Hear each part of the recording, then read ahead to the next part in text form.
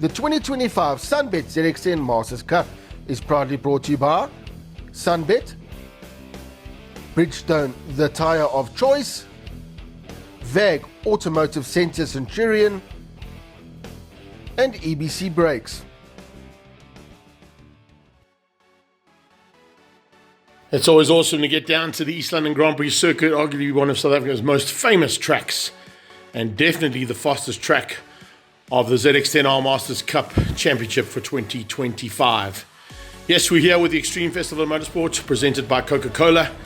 And as you can see, right from Thursday's unofficial practice session, throughout the weekend, a massive partisan crowd has come out, and they always do here at the East London Grand Prix circuit. They love motorsport down in this part of the world, and they've come out to see the ZX10 Masters Cup go to battle, along with the rest of the categories involved in the Extreme Festival of Motorsport. That's some good training there. Those are light tyres. Need a little bit more of those, eh? That's not going to work there, Steve Golgocci. A couple of guys are having a little chat here. Steve's one of them. There's our champion. And there's a future champion. Nice.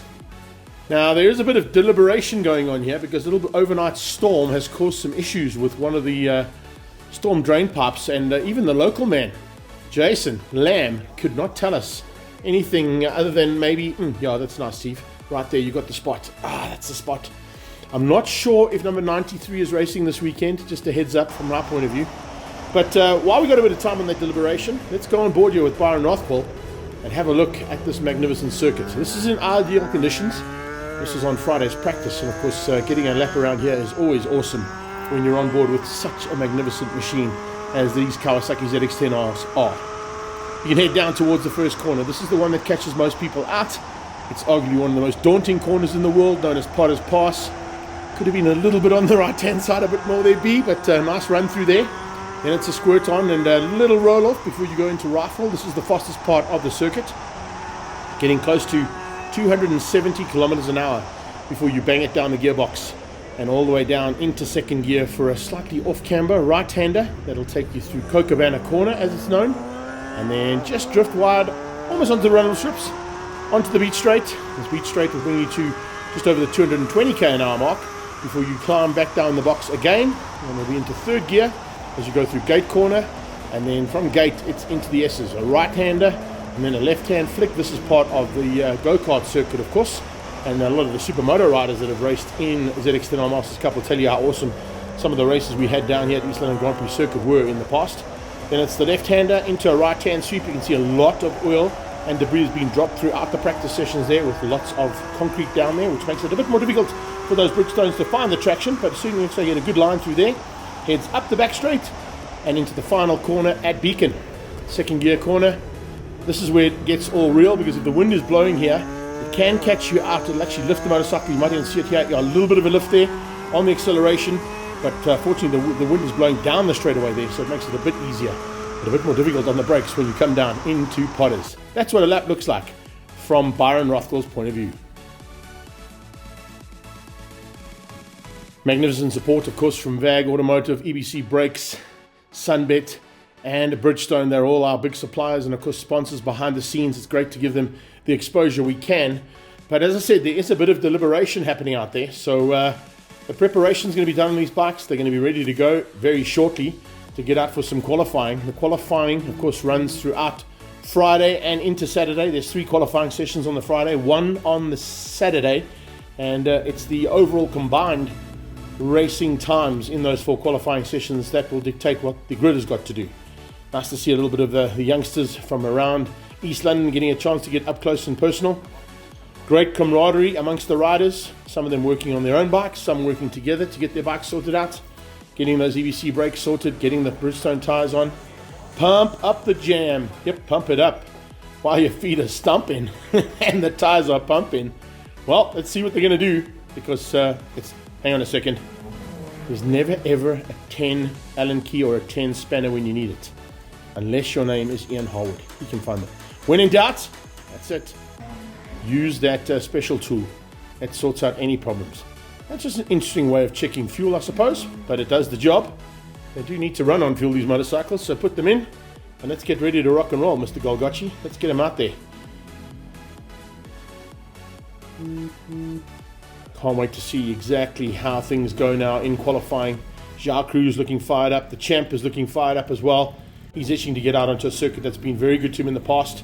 So let's see whether or not we'll get anybody close to him. Slightly diminished field of riders, but it is a long way to come to East London Grand Prix circuit. And of course, a lot of the riders are looking forward to the next round at the Kyalami Grand Prix circuit at the Festival of Motoring. So some of them deciding to maybe just hang on to that budget and to go racing rather at the Kyalami Grand Prix circuit. Big thumbs up from the crowd as the ZX10s get out on track.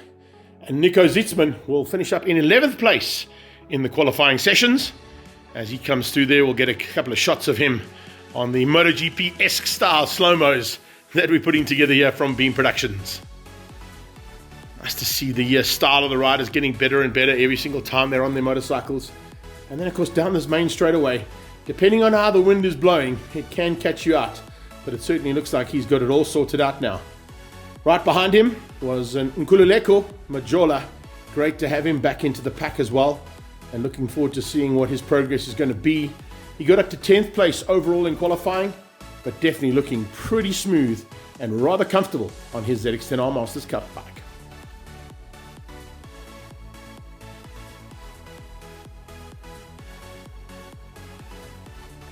There you can see the little bumps and undulations that just lift the front end up.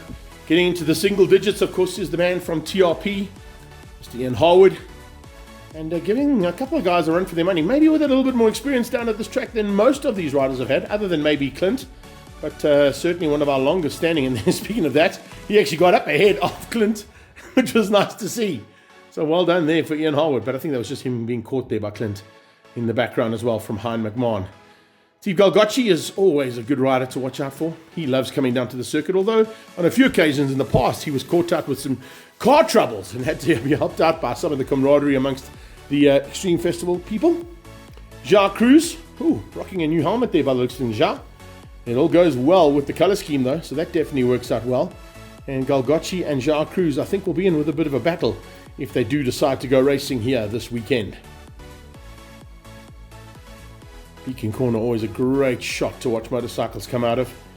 They come up the hill on the brakes, pitch it to the right hand side, and then it's onto the locker all the way down. We just saw the onboard lap from this man.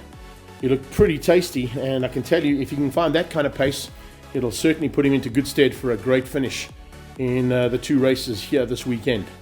Look out for Byron Rothwell at the front end of the field.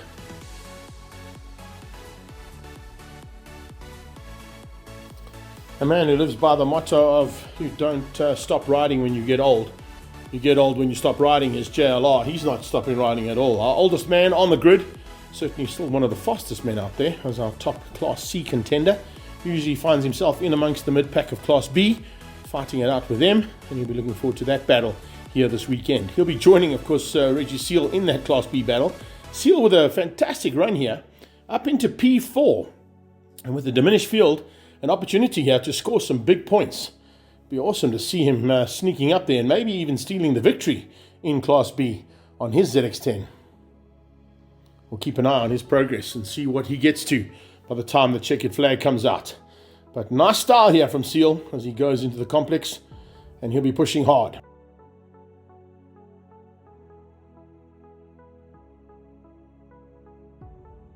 Class A's fight, of course, is going to be headed up by the usual contenders, but we're looking forward to seeing what Hein McMahon can do on his canine enforcement machine, as he looks pretty tasty in the qualifying sessions, yeah?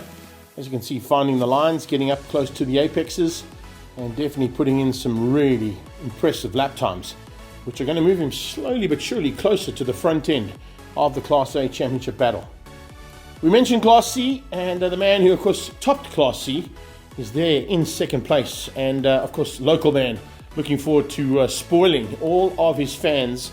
His own sponsors will be here, and he'll be looking to impress them as well. Jason Lamb, certainly looking to be king of East London, and he's going to be pushed hard to do that because unfortunately, they've all been found wanting yet again. There you can see going past the man who unfortunately just outgunned him in the end, but Jason Lamb has found something special, and to put the Class C motorcycle onto that front row just shows you he's got the pace, and he certainly wants to be pushing it to the limit and maybe over it to get himself a double victory here. However, I mentioned the king. This is the King Price Kawasaki of our reigning champion and our reigning championship leader as well. Clint Seller, Evil Knievel, at a track that's been good and bad to him in the past. He's had a couple of fantastic outings here, and he also had a bit of a nightmare one over the Super GP Championship. But needless to say, that's way behind him, and so is everybody else here this weekend.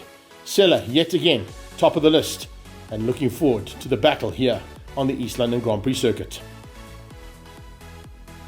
So that's qualifying done and dusted. A couple of chats there.